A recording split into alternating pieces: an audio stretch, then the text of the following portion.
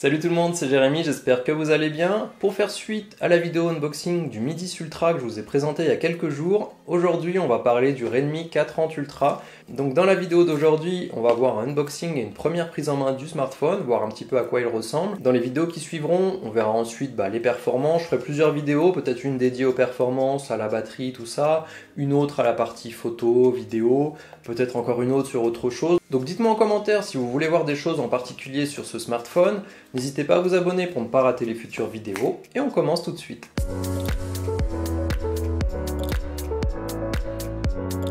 Alors avant de commencer le déballage, comme je l'ai dit pour le Midis Ultra, ici on est sur une version chinoise du smartphone, ce qui veut dire qu'on va avoir un système en anglais et chinois, on n'aura pas les services Google et en plus de ça, on n'aura pas toutes les fréquences 4G. La B20 et la B28 ne seront pas présentes sur ce modèle-là. Donc pour la partie anglais, la partie Google, etc., on peut trouver des alternatives en installant des ROM différentes.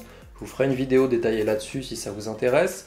Pour la partie fréquence 4G, ça dépend un petit peu des opérateurs. Là aussi, ça peut être un souci, mais d'un autre côté, ce smartphone-là, pour l'instant, n'est pas commercialisé en version internationale. Peut-être que ça viendra. Pour l'instant, c'est pas prévu. Donc malheureusement, il faut faire avec si on souhaite l'acheter. Et on verra finalement à travers les tests si c'est un gros problème ou pas. Alors voilà, on va passer au déballage du Redmi K30 Ultra. Donc là encore une fois, comme sur le Midis Ultra, on a le logo 2010-2020 pour le 10e anniversaire de la marque. On est sur la version 8Go, 128Go de stockage. On a plusieurs versions disponibles. Sur Trading Shenzhen, on a la 6Go 128 et la 8Go 512 avec des prix allant de 327 à 417 €. Et la version que j'ai ici est elle à 357 € actuellement sur leur site. Pour le déballage, pas besoin de couteau. Hop là.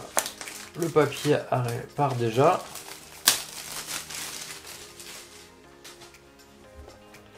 Donc ce qui est sympa, c'est qu'ici on a le petit dinosaure de Redmi qui est juste ici derrière, donc c'est plutôt sympa.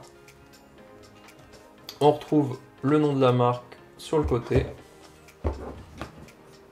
On a ici le petit slogan de la marque, toujours croire que quelque chose de merveilleux va arriver.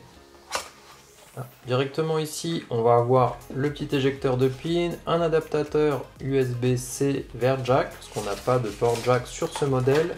Et on a aussi une coque en plastique dur qui va permettre de protéger le smartphone. Alors le smartphone est dans le même emballage qu'on a sur le Midis Ultra avec le 2010. On va voir ça juste après. On va juste regarder ce qu'il y a d'autre.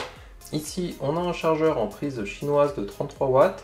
On a bien sûr un adaptateur qui est fourni par Trading Shenzhen, donc pas de problème à avoir. Forcément, ça sera moins esthétique quand on aura tout mis ensemble, mais bon, c'est un des inconvénients à avoir des produits venant de Chine directement. Maintenant, si vous avez déjà un chargeur 30 watts ou plus en prise française, vous pourrez très bien sûr l'utiliser et garder celui-là pour la maison par exemple. Voilà, donc on va passer au déballage du smartphone.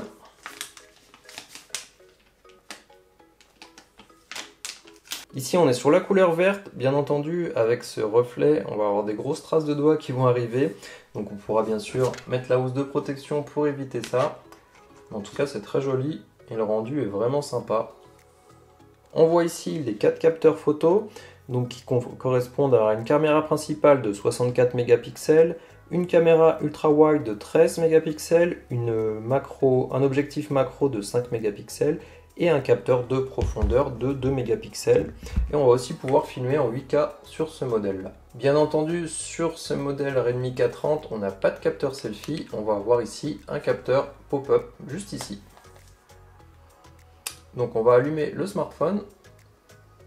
Donc comme dit sur le Midis Ultra, les smartphones de Trading Shenzhen arrivent déjà en fait paramétrés, tout simplement parce qu'ils vous rajoutent le Google Play Store automatiquement.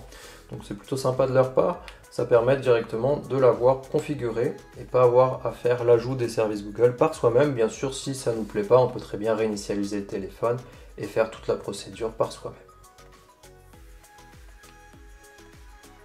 Donc là, on a déjà le smartphone sur MIUI 12, les 128 Go avec 16 Go déjà occupés par le système.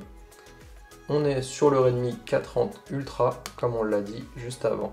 Et au niveau des caractéristiques techniques, on va ici avoir un MediaTek Dimensity 1000+, un écran 6 pouces 67 AMOLED, On va aussi avoir un taux de rafraîchissement du 120 Hz, du Gorilla Glass 5, de l'HDR 10+, de l'UFS 2.1 au niveau du stockage, il est 5G, Wi-Fi 6. On va avoir une batterie de 4500 mAh avec la recharge rapide de 33 watts et on a un smartphone qui est dual SIM. Donc là encore une fois, on est sur seulement un seul haut-parleur, comme le Midis Ultra, pas de haut-parleur sur le dessus. On a aussi un écran qui est plat, donc pas incurvé, pour ceux qui préfèrent un écran plat aux écrans incurvés. On va sortir le capteur pop-up, bien entendu. Donc comme vous le voyez, donc je vous l'avais déjà montré, alors j'avais déjà vu ça forcément sur le Poco F2 Pro que je vous avais déjà présenté. Donc plutôt sympa. On verra ça plus en détail sur la vidéo concernant la partie photo. Et j'ai l'impression qu'il y a aussi d'autres fonctions que je n'ai pas sur mon Mi 10, comme le long exposure, la pose longue, le sticker avatar par exemple, en tout cas que j'ai jamais testé. Voilà ce que ça donne, donc bon, on verra ça plus en détail. Bon, ça je suis pas sûr que ça soit une fonction que je vais beaucoup utiliser, malgré tout c'est sympa de l'avoir pour ceux que ça plaît. On voit ici qu'on a la pose longue aussi, que j'ai pas sur le Mi 10 par exemple.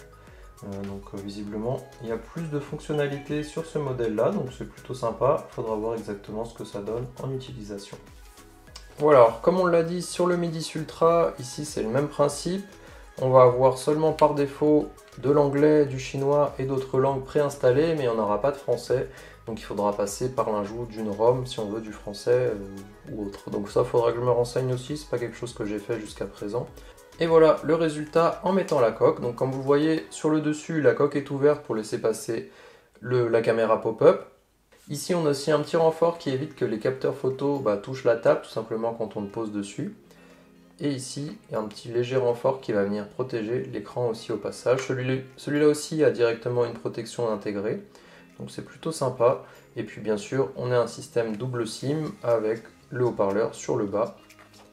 Bouton power, les boutons plus et moins pour le volume sur la droite, comme sur les smartphones Xiaomi habituels.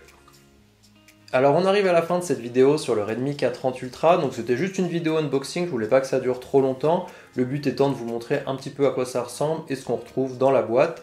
À première vue, il a l'air assez sympa. Au niveau des caractéristiques techniques, on a l'air d'être sur un super rapport qualité-prix avec un super processeur, un écran 120 Hz, pas mal de bonnes choses. Donc on verra sur les tests ce que ça donne. N'hésitez pas si vous avez des questions ou des choses que vous voulez que je teste sur ce smartphone pour que je puisse les inclure dans les différentes vidéos qui vont suivre. N'hésitez pas non plus à vous abonner et on se voit dans la prochaine vidéo.